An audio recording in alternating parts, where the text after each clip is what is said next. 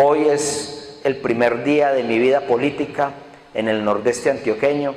Ahora que me encuentro en la Cámara de Representantes, que por mi formación de médico, ya la explicó Efrén, tengo la sensibilidad social y la sensibilidad en los temas que tengan que ver con el niño, con el anciano y con la persona necesitada. Yo soy producto de un proceso social, no solo en mi formación profesional, sino en mi formación política, en el municipio de Envigado, en el barrio de Aranjuez, en Medellín, en donde me hice con la ayuda de una familia que viene de un origen muy humilde, y hemos logrado llegar a espacios tan importantes como ser concejal del municipio de Envigado en 3 oportunidades y ahora estar de representante a la Cámara. Para mí es un orgullo poder estar haciendo esto, la representación del pueblo colombiano, pero del pueblo humilde, del pueblo necesitado, del pueblo que verdaderamente necesita el accionar público y el servicio del recurso del Estado. Yo siempre hago énfasis en que se llega, doctora Sofía, a las instancias del Estado, no el poder para poder. El poder para poder nos ha hecho mucho daño en Colombia, porque se ha malinterpretado. El poder para poder se ha interpretado como el deseo de llegar a la instancia del poder para acabar con el otro. Yo lo vengo diciendo permanentemente: el poder para transformar, el poder para lograr con los recursos del Estado, lograr esa tan anhelada transformación social, esa tan anhelado cambio en las personas, lograr entender que el recurso público tiene que priorizarse hacia la gente que tiene mayor posibilidad de ser vulnerada, hacia la gente que nunca le llega nada del Estado. Y por ese motivo, y por mi formación de médico, y por mi experiencia de vida, me he concentrado allá en el Congreso de la República con el tema de la salud pública. Y yo tengo un discurso que me parece claro y coherente, y es que el recurso público es el único recurso que efectivamente le llega a la gente pobre en este país. Es el único recurso que te sirve del Estado hacia ti como persona. Por ese motivo me he vuelto un escudero allá en el Congreso para que ese recurso público no se lo sigan robando como se lo vienen robando. En Colombia, en el año 1993, inició un ejercicio de protección social que se llama la Ley de Salud, la Ley 100. Este ejercicio, si ustedes lo leen desde el texto, es un ejercicio hermoso. Y se lo dije al presidente de la República la semana pasada. Con el texto de la Ley 100, con el texto de la Ley 1438, con el texto de la Reforma 1122 del año 2011, podríamos hacer una hermosísima partitura de salud. Pero resulta que esta partitura de salud no tiene música.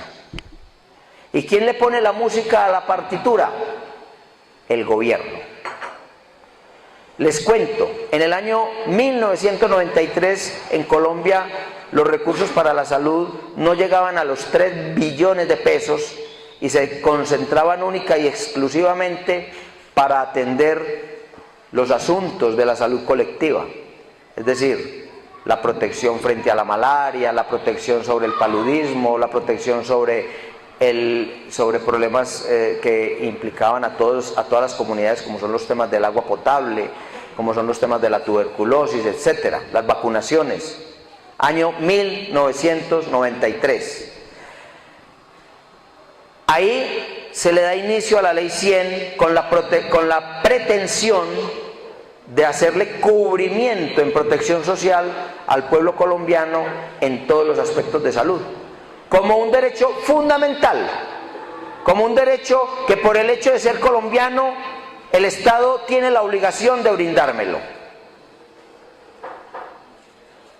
Y dentro de todo este panorama se incluyeron unas personas o unas instituciones o unas entidades que con el manto de ser sector privado, ojo con esto, con el manto de ser sector privado se les entregó toda la credibilidad en el sistema. Estos personajes, ustedes los conocen más que yo, son las famosas EPS, empresas prestadoras de servicio, dice en la ley 100, prestadoras de servicio, promotoras de servicio. Resulta que las EPS se dieron cuenta que había mucho dinero en el sector salud. Y en el momento actual ni el mismo gobierno nacional sabe cuánto dinero hay. Estamos hablando de cifras que van entre los 35 billones y los 45 billones, porque las fuentes de financiación de la salud son múltiples. Están el aporte del régimen contributivo, están el aporte de los parafiscales, están el aporte de los juegos de azar, están el aporte de las rentas propias de la nación, están los aportes de la ley 715 que tiene dinero para la educación y la ley y dineros para la salud. Están los aportes que le llegan a las cajas de compensación, están los aportes que les llegan a los regímenes especiales de salud, de manera que ni el mismo Estado tiene claridad de cuánto dinero le está llegando a la salud en Colombia. Se hablan de cifras que oscilan entre los 35 y los 45 billones con B larga.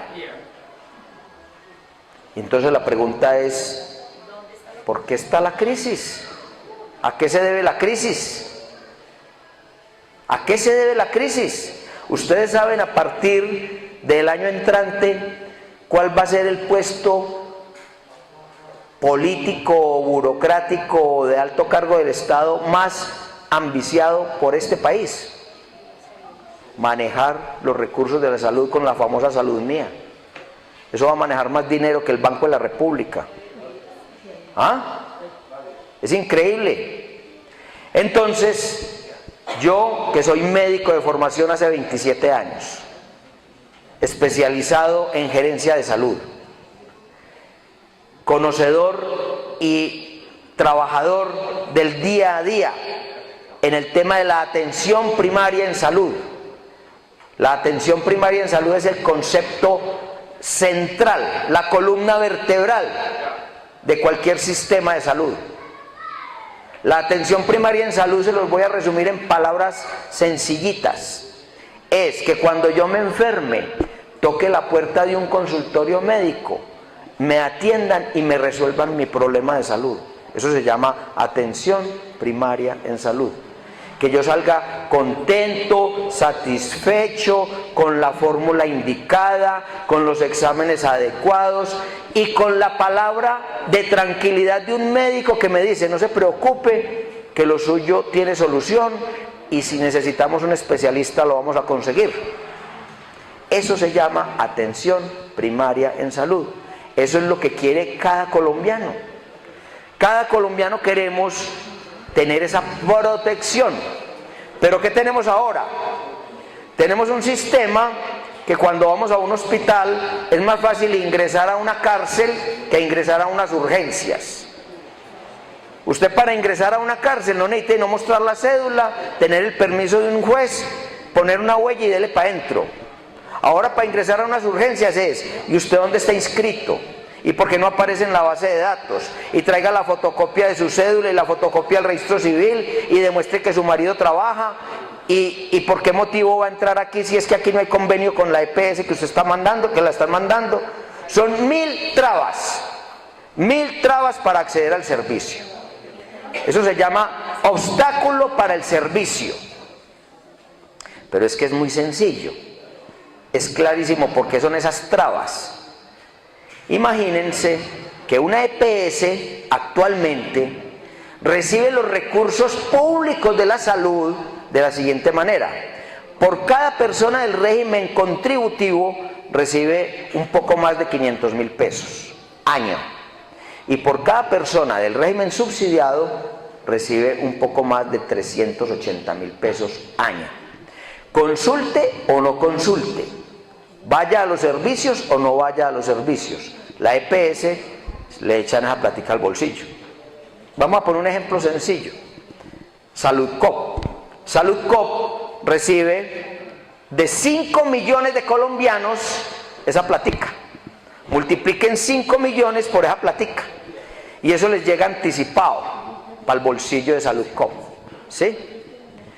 Consulten o no consulten, y esa plática es para que haya buena calidad de atención, es decir, para que no le nieguen los exámenes, para que la consulta sea no de 10 minutos ni de 15 minutos, sino siquiera de media hora o de una hora, el tiempo que sea necesario, para que la formulita con que salga no sea acetaminofén del malo, sino que sea una droguita buena, ni que sea ibuprofeno el que haga gastritis, sino que sea una droguita buena.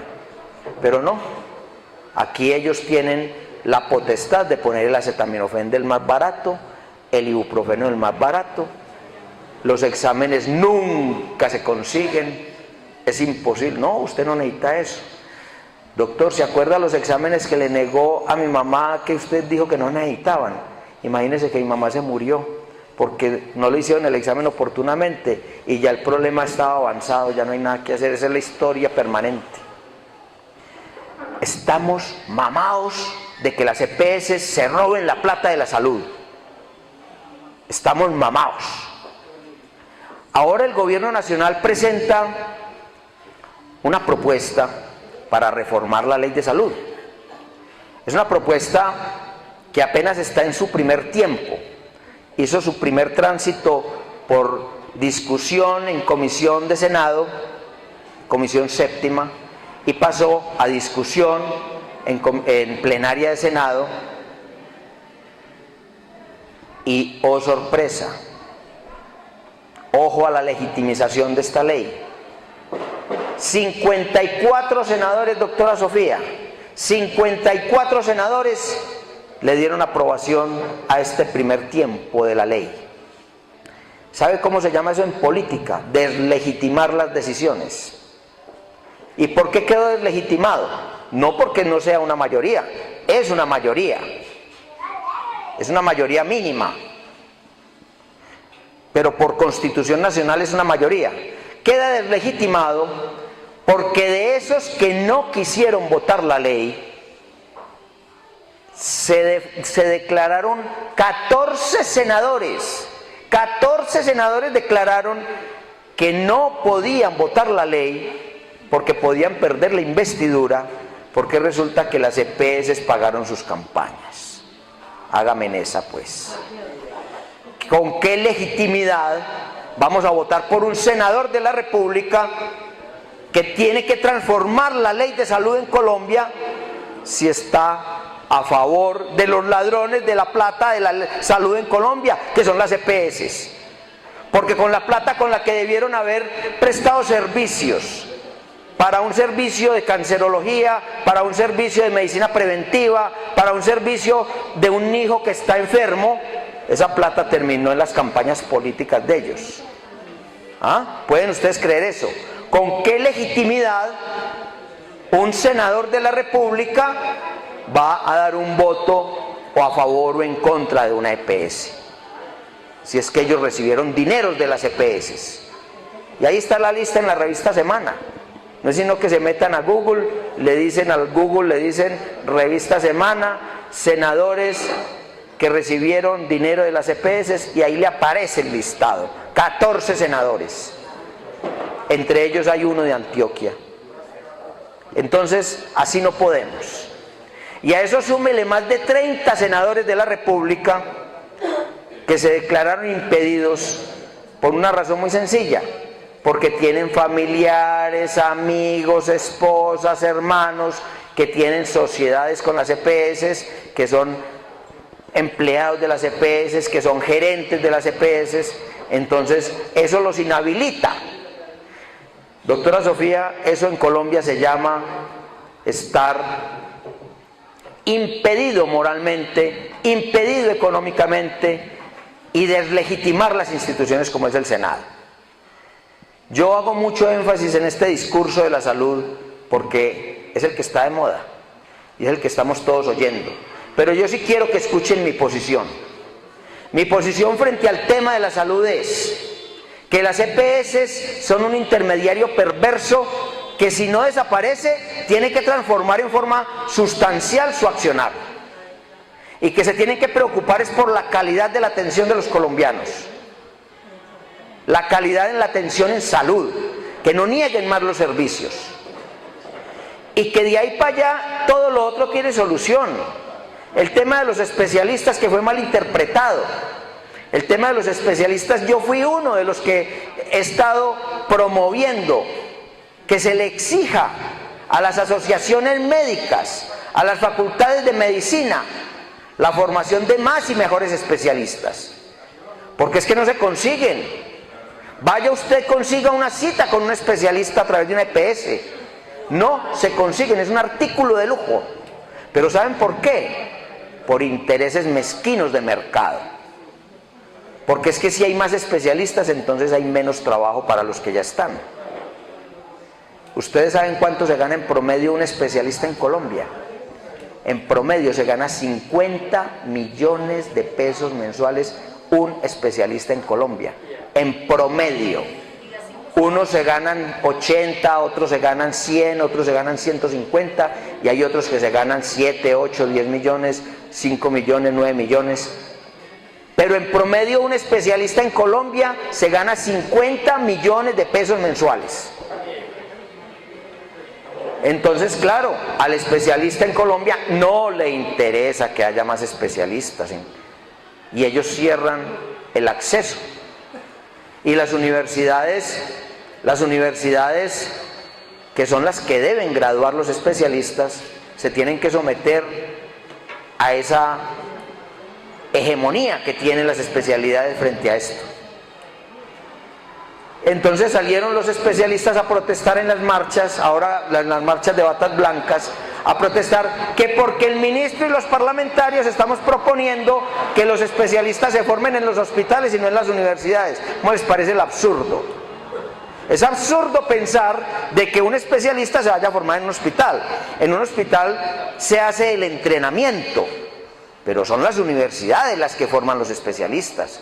Y nunca hemos dicho que son los hospitales los que van a graduar especialistas. Lo que queremos decir con esta transformación de la ley es que las universidades multipliquen por 3 o por 4 el número de especialistas, pero que no le sigan haciendo el juego a las asociaciones que no quieren más especialistas. Ellos no quieren más especialistas. Es que si se les baja el promedio de rentabilidad de su profesión, entonces ¿para qué? Yo quiero hacer denuncia pública de eso. Allá en el Congreso de la República se presentan las asociaciones a pedir leyes para ellos. ¿Y saben para qué? Para poder manejar el monopolio del mercado, para poder poner las condiciones de juego en el sistema. Y a mí me ha tocado decirles, hace poco les cuento una anécdota, nos reunimos con la Asociación de Cirugía Plástica, de Neurocirugía en Colombia, Asociación de Neurocirujanos, son así, vean, de dedo parado, estrato 2000, hay que atenderlos con lujo de detalles, y nos reunimos con ellos, y la ley que presentaron fue una ley que no buscaba sino el monopolio del mercado de la neurocirugía, no buscaba sino la regulación de tarifas y de precios, era lo único que les interesaba. Entonces, ¿sabe cómo los paré y cómo los devolví? Les dije, bueno, estoy dispuesto a aprobar esta ley de la República a favor de su monopolio de mercado si ustedes me aceptan una sola condición, y es meterle un artículo en donde en Colombia no volvamos a ver un solo hospital sin neurocirujano de turno. Ustedes saben de qué se muere la gente en los hospitales, de falta de un neurocirujano. ¿Por qué? Porque resulta que ellos están en la finca, o están en Suiza en una capacitación, o se encuentran haciendo una gira por el mundo, pero no están en los hospitales donde deberían estar salvando vidas con su conocimiento. Porque es que ya ellos se ganaron 50 millones, no necesitan ganarse más. Entonces, les dije, pongan un artículo en donde le garanticen al pueblo colombiano un neurocirujano de turno en cada hospital, siquiera capital y de mediana categoría. Porque es que los hijos de nosotros, cuando se accidentan en una bicicleta, se mueren porque les da un hematoma subdural y no hay un neurocirujano que les haga una simple cirugía que es sencillita. Con una broca le quitan el huesito al cráneo y con una manguerita le chupan un coágulo de sangre y se salvó una vida. Y se demoran 15 minutos haciendo eso. Y para eso tuvieron que estudiar neurocirugía y nadie les quita esa potestad. Y nadie les quita que ganen mucho dinero, pero que se comprometan con el pueblo, que se comprometan con entregarle el servicio al pueblo. Y se fueron parando de la mesa todos y se fueron. Lógico, no les interesa, ¿no? A ellos les interesa es el confort, la platica, el buen cheque, pero no me ponga a mí a hacer un turno, que es que un turno es una cosa muy dura. ¿Sí? De manera, mis queridos amigos, que el objetivo de esta visita es puntual. En primer lugar, ustedes no conocían absolutamente nada de la vida y obra de Víctor Yepes. A partir de hoy ya van a poder hablar alguna cosita. Ya por lo menos saben quién es Víctor Yepes, es un médico, por acá estuvo, tiene un discurso centrado en la salud, pero igualmente social. Social en los temas de niñez, social en los temas de tercera edad, social en los temas relacionados con la vivienda, con el deporte, porque esa es mi pasión, eso es lo que me gusta a mí. ¿Sí? Pero que también vinimos con un objetivo muy importante, central. Nosotros queremos el poder para la transformación social y por eso vinimos con esta joya, la doctora Sofía Gaviria Correa. La doctora Sofía Gaviria Correa no solamente es una persona con todo el perfil profesional, con todas las cualidades desde lo académico y desde la experiencia de vida, sino que es una persona que representa el género femenino, que está tan ausente de la participación política y que lo necesitamos es 50 y 50, como ella misma lo dice, sino que representa una familia de tradición política, de tradición social, pero sobre todo de tradición transformadora. Doctora Sofía, su familia ha transformado escenarios como el Urabá, ha transformado escenarios como el Nordeste, ha transformado escenarios como el suroeste antioqueño. Su hermano Aníbal Gaviria es una persona que tiene todo el perfil de ser presidenciable en Colombia y necesitamos que usted sea senadora. Que usted sea senadora para que usted no solamente demuestre la sensibilidad social que la tiene completa y que en eso nos hemos identificado profundamente, sino que apliquemos esa experiencia de vida familiar, esa experiencia de vida profesional en la transformación social de Colombia. Colombia tiene atraso en todo, en vías, en aguas, en alcantarillados, en educación, tiene atraso en todo, pero lo que más atraso tiene es en la transformación social de su gente. La gente no percibe el recurso del Estado. Y el recurso del Estado tiene que estar entregado a esa transformación. ¿Cómo queremos paz si no hay transformación social? Es imposible pedir paz sin transformación social. Cuando la única opción que le queda al joven, la única opción que le queda a cualquier colombiano es tomar un arma para meterse a un grupo armado, ilegal o acrino, lo que sea. De manera que nosotros tenemos esa responsabilidad y es el pueblo quien lo legitima. A todas y a todos, muy buenos días y muchas gracias por acompañarnos. Víctor Yepes, representante a la Cámara Liberal por Antioquia. Por una Colombia en paz, sanemos las heridas reparando a las víctimas. JL105. Por una salud digna, el pueblo reclama atención médica sin negocio. Por una vivienda social sin barreras financieras. JL105. Por una educación superior gratuita para todos. Porque todos queremos un país con presencia social. Víctor Yepes, L105.